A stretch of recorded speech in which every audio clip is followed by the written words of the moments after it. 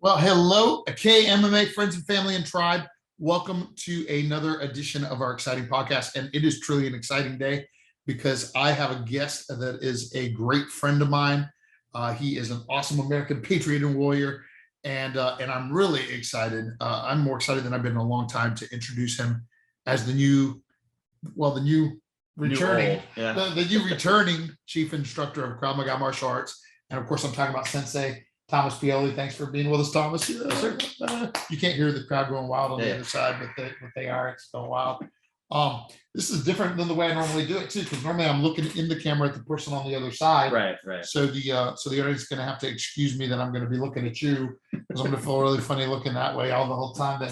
But first and foremost, welcome back. Thank you, sir. It's so exciting for me, as you stated and observed when you came back and looked around. We're at a bigger, better, stronger, faster place than we were even when you left. However, I was needing I've been waiting for you because we needed a level of leadership that you bring back so that we can move on to our next training evolution into our next level of success. So, yes, sir. So welcome back. Thank you, sir. And I think what I'm going to try to do on this podcast is just to ask you some questions, even if I know the answers to some of them, right, that will help the audience get to know you, because obviously they're going to get to know you over a while, but it'd be great to kind of get this ahead of time. So first and foremost, maybe you could tell a little bit about who you are and where you were at when you first came into contact with Krav Maga martial arts and got started training with us. Absolutely. So I came to you. I was still in the military when I came to your first class back in the Clearwater dojo back many moons ago. I was in kind of a dark place, kind of needed some positivity in my life, and came to your dojo. Met you actually my second class. You came in, and I was just really impressed. I was impressed with not just the physicality of it, because I had done martial arts, a lot of martial arts in the past.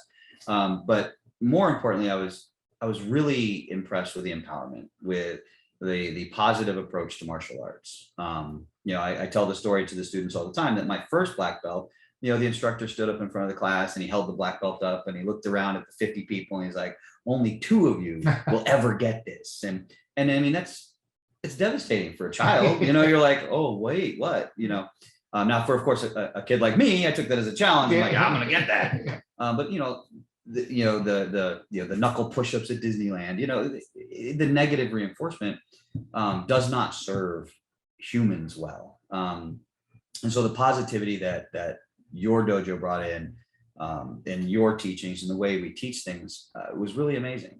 And then when I got out of the military, I continued training with you, came back to the headquarters school, and really submersed myself in the positivity, the culture of empowerment that you've created at the dojo. And so, that's essentially where I was. I was just fresh out of my last deployment in Afghanistan. And, I needed that. I needed to get out of my own head, be in a place where people empowered you rather than just, bark at you. So. Yeah. That's awesome. And that's awesome in more than one way, right? Like obviously it's great for them to know that piece of the background just to get to know you as a chief instructor, which was the primary purpose of this thing. But one of the things that I heard as you were talking that maybe we don't talk about enough on this is, like, usually when a lot of people think of, maybe this is a better way to say it, a lot of people think of the empowerment piece, the positive reinforcement, mm-hmm. the positive messaging and the positive mental attitude and the and the leadership and the character development, all those things. They think of it as the things for kids and the self-defense for the adults. Mm-hmm. But here you came in as this warrior, and all that stuff was the part that was important. Absolutely.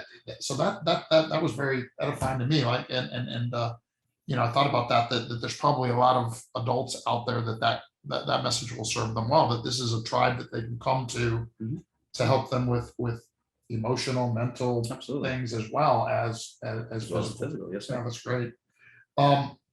And then you were my chief instructor for like 6 years. Yes, sir. At some point. So I don't know, maybe talk a little bit about that. About I'm going to give you a lot of leeway on this one. Is just because you were training and growing, and helping bring up a generation of leaders absolutely. over Absolutely. those years. So maybe speak a little bit to that, and then what happened, or not specifics of what happened, but the taking a break, Absolutely. and then what eventually brought you back. Yeah, I started teaching actually at the Kmart dojo, the one that was right by Kmart. Yeah.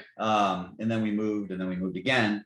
And yeah, I mean, I took on the leadership role as a chief instructor, pretty early on. I had gotten my black belt, then I moved to California. I was going to try to start my own school, but California, where I was in California, Modesto was not the right place to do. There's nobody out there. So then I came back, and that's when I actually became the chief instructor when I came back to California. Began, just really bringing up that level of leadership, and had some amazing black belts came up through me, and many of them are, obviously still training. There's a lot of them that came up with me at the same time and are still training there. But it was a great experience. I mean, we kept the dojo, clean and going, and it was amazing. And we kept bringing up those leaders. As a matter of fact, great Sensei Sarah was one of my students for a long time. She was starting the homeschool program. Yeah. She came to me and I helped groom her into the instructor she is today. A lot of our instructors, Sensei Ryan, who also taught here for a while, was another one that I kind of brought up through that system. So yeah, it was amazing. And then of course I left to sew into my own business, try to build a business, because as you always say, sometimes our black belt leaders have to go out and bring their leadership qualities to their fields. But to be honest, I truly missed the tribe, the empowerment, the cadre, the group of people that are always in your corner, always helping you fight out of whatever the situation is. And I really needed that, back in my life. I was very successful, with my other business when I went away, and I was doing executive protection services and doing some different security work. And I was very successful. I could still be doing that. But I've decided that without the empowerment piece of my life, it's missing. It's a very important piece, having a community that you can count on to bolster you up if you need it, and that you can help bolster if they need it. And my fiance said the same thing. She's like, I see you coming back to this, and I see the empowerment that you bring, and these people that you've changed their lives. And she's questioning why I ever left. I'm like, well, me too. But yeah. So I came back. Now I will tell the people, originally I didn't come back to be the chief instructor. I came back just to train. And Grandmaster was like, let's have a conversation. And we talked about it, and it was a good time. It was a good event. All the pieces kind of fell together to make this the right choice. So I've stepped back in, as a chief instructor with my assistants, and it's going great. The students are amazing, and it's nothing but up from here. So I agree. What as you take that position, and as you come back to Krav Maga martial arts and our next evolution as an organization, what would you pick as a couple, three things that you're most excited about? Because you were gone for a couple of years. Yes, sir. So in those years, obviously a lot has grown and changed. And what are some of the things you're most excited to see, and you're most excited to get going with? Absolutely. Well, so the most exciting thing to see was the people. These kids, like we were in the black belt class on Tuesday, and it was amazing. There was a kid that started, she was 14 when she started. She's 18 now. She was coming in right towards the time that I was stepping out, and she was a yellow belt. She was a yellow belt when I left. Now she's a first degree black belt, and she's amazing. And you see that, and Senpai Nathan, a kid who had an amazing upbringing here. Yeah. Seeing these kids that I sewed into, years ago, and seeing where they are now, seeing the amazing things that they're doing, not just on the mat.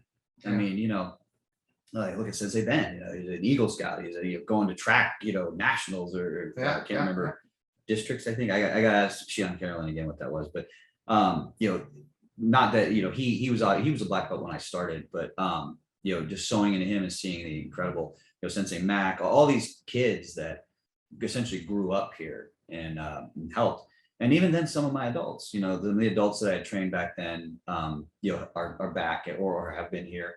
And it's just super exciting to see where they've come and how far they've come and how good they're doing, not just in the physical aspects. I know I keep stressing that, but it's important to understand that the law of the process that we go through, the black belt success system, I mean, you're going to get there physically. It doesn't matter where you start. By the end, you're going to be physically able to do these things and look amazing doing them. So it's more the life and the mental thing that they've picked up along the way and they've continued to train in. It's been super exciting to see. Moving forward, obviously there's a lot of exciting things going on here. The next level, the next crop, excuse me, of black belts coming up are looking great. The beginners that are coming in that are in their intermediate stage, they're looking fantastic, and I can't wait to help them become who they're supposed to become. And that goes for the adults too, not just for kids. Yeah. Because it's just as fulfilling to help an adult realize their potential as it is a kid. Now, obviously, with a kid, the clay is more malleable. With an adult, a lot of times we're set in our ways. But one of the most amazing things about being an instructor is those aha moments. And you and I talk about that a lot. And we talk about it on the floor too, where when you see somebody, they get something, and maybe it was something they're struggling with, whether it's a physical technique or whether it's a mental thing.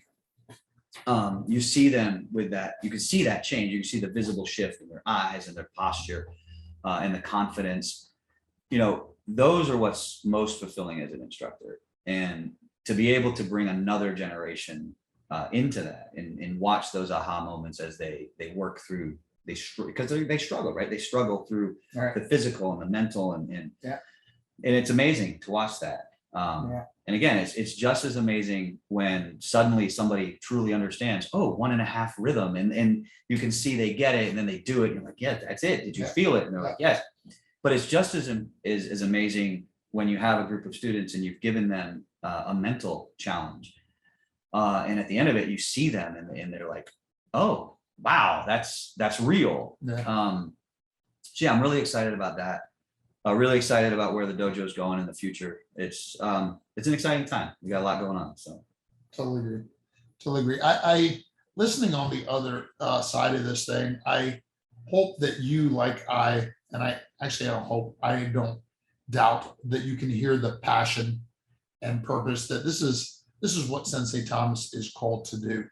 You guys know how much I believe in that. You know how much I love it. You know that I know that this is my purpose, passion, and calling. Has been for 21 years, and we're only getting started. But the thing is that you can hear it in Sensei Thomas. I'm telling you, this is going to be an exciting evolution for all of us as he helps me not only bring up the next great crop of black belts and the next great crop of students coming all the way from white belt all the way to black belt, but even to bring up the next crops of sensei and program directors and assistant instructors that will help us do this mission in the next big evolutions as we continue to grow this thing. And it's what it's all about. I'm so honored when great leaders like Sensei Thomas come back to the tribe, because the great Maxwell quote that I wrote about and shared the other day is that the job of a leader is not to surround himself with a lot of followers, but to create more leaders and to produce more leaders. And that's what we're going to be doing here together. Yes, sir. In this Leadership Development Academy. I guess in closing, because on this one, I really wanted to the student body to just get to know your heart. But usually, like, we try to do some wisdom stuff through these podcasts too. So I'm going to tap into a little bit of your wisdom as our chief instructor. Okay. With these 2 questions. One, I want you to think of a brand new white belt coming in and give them some important advice. Okay. And then I want you to skip all the way ahead to the brand new black belt. Okay. And give that person some advice. Strangely enough, the advice is almost the same. So for a brand new white belt, it's important to understand that one of the sayings we have is, you know what you know. Sometimes you know what you don't know, but it's what you don't know that'll get you. Follow closely with that is it's okay to be bad. It's okay to come in here and be scared, be uncoordinated, whatever it is, whatever you have inside of you that might make you think that you can't do this, or you can't succeed. One of the things I tell all of my students is I never, ever want to hear the words "I can't" come out of your mouth, because it's not true. I believe you can, and sometimes all it takes for you to be able to do something is for somebody to believe that you could. And that was one of the most powerful messages that I ever received from, a great instructor. I think his name was something like Grandmaster Del Castillo or something. At that time, he was just a lowly Shihan, but that was a great piece of advice. You can do it, and it's okay not to be good. It's okay to struggle at the beginning. There's a powerful passage in your book that talks about the word "yet." I can't do this yet, but you get there. It's a process, and the law of the process is real. Yes. And it's real in your entire life. It's not just physically punching and kicking, it's everything. And that advice, strangely enough, is the same that I would give to a new black belt. It's okay to suck again. And I don't use those, sorry, the bad word to use. It's okay to not be great again. Yes. Your black belt is not the end of your journey. It's not the end of your training. It's really just the beginning. So you're going to find yourself doing things that shock you. You're like, I don't know how to do this again. And that's a great feeling. I call that the white belt feeling. For me, a white belt feeling is amazing. I love that feeling. I love coming into someplace and not knowing anything and, learning. But that's, I'm a lifelong learner, so it's a little different. But coming in as a white belt or as a new black belt, it's all about just keep going. You have that white belt mentality every time you step in class, where every time I come in, I'm going to learn something. I'm going to get better at something, even if they're just micro adjustments at the beginning, and then you get better and better. And the other thing I would say, especially to new white belts, is have somebody video you as a white belt so that I can show you that video as a black belt. That's great. And you can understand just how far you've come, because a lot of people don't realize that. That's great. Because what happens is, as you train and as you progress, both physically and mentally, you don't see those changes because they're small and they're over time. Right. It's like the old story of the sheep herder who every day he would pick up, he had this baby sheep, and every day, a cow, a baby cow. When the cow was born, he had to pick it up and lift it over the fence. And every day, every night, he had to lift it back over. And over time, the cow obviously grew, but he kept being able to pick it up because it's a micro change every day. And eventually he was taking a full cow and picking it over the fence back and forth. Like, how do you do that? Well, because I've never known anything. It's just what I've always done. I've gotten better and better every day, a little bit at a time. And that's truly the law of the process. So it equates to both ends of the spectrum, white and our fresh black belts. And even our first degree black belts, that, our black belt leaders have the same thing. There's always going to be something more to learn, something more to do. Wow. So you see why I love this guy? And I told you we have, it's a treat for you that we have Sensei Thomas back as, he's the chief instructor of Krav Maga martial arts. And pretty soon we'll be calling it headquarters again, because we are destined for great things to be growing out other great leaders from here. But he's the chief instructor. He's my NCOIC. For those of you that weren't military, that means he's the non-commissioned officer in charge for me, so that I can do officer stuff and he can do the NCO stuff for me. And he's just an incredible leader, a fountain of wisdom, a great friend. And I know it's going to be a great next training evolution. If you're hearing this and you're already, one of the people in here training hard with us, then congratulations. Just keep coming and have fun. Make your 2 to 3 class a week.